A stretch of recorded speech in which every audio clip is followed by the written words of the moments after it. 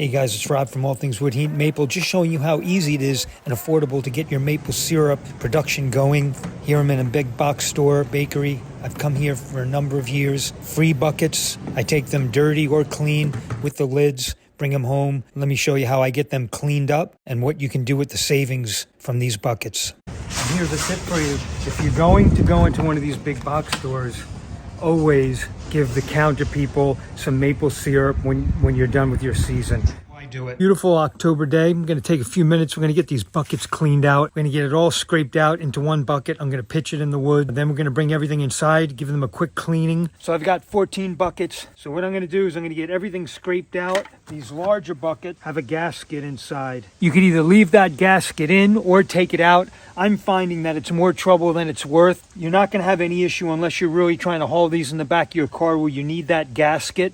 Just got to be conscientious that it's not a watertight seal. Plastic bench scraper. I use the flat edge. Scraping off the walls as I go. Not rocket science. I'm going to get everything accumulated on the bottom.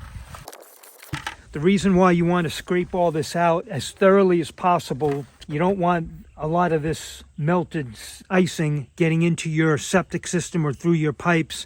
Basically, it's a lot of grease. The oils will coagulate in your plumbing.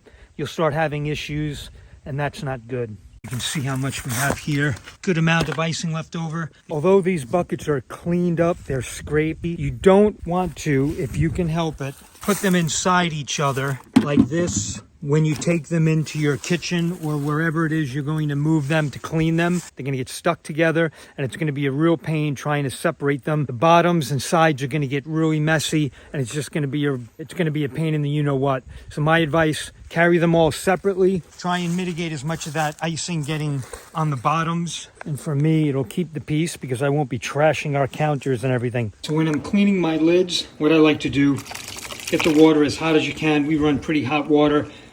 Dawn dishwashing detergent right in there. And then I'm going to fill this up. I'm going to let these soak with one of the lids on it.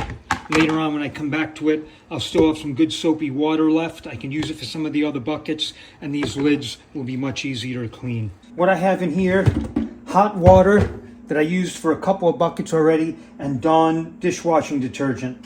Each new bucket I put in here, I basically am doing the interior. I don't want to get water all over the kitchen, so I'm just going to do the inside right now. Once this one's cleaned out, I take that same water, transfer it into the dirty bucket. I'll give these a second shot, a good wipe down and rinse. Make sure they're good to go along with the outside, but I'm conserving the soapy hot water. I'm not sending it down the drain. I'll probably pitch this stuff out in the compost pile. So I've got all my buckets cleaned up, as you can see. Here's all the soapy water from inside the kitchen. I'm going to dump that out, but I wanted to show you this. If you take your icing buckets, let them dry out a little bit, like you see here. See how that all scrapes off? That's going to make cleanup much easier. It's not going to be as greasy for you, and you're not going to have a big mess on your hands. If you wind up getting garlic spread buckets, which is kind of counterintuitive for maple sap, you figure it's going to be bad, don't worry about it. Use it. Scrape this out really well, just like we did with the icing. Maybe keep them separate. Give them a good cleaning. You'll be good to go. A lot of people think you can't use pickle jars or pepperoncini jugs. Everyone uses them. Clean them with Dawn. Give them a good wipe out. They may still smell, but your sap's going to be fine. All free. You can take all the money you saved using these for your sugaring operation, put it towards good stainless steel taps and a lot of good tubing, and you're off and running for your at-home sugaring. Check out the links for all the good stuff we used here today, and we'll see you on the next one.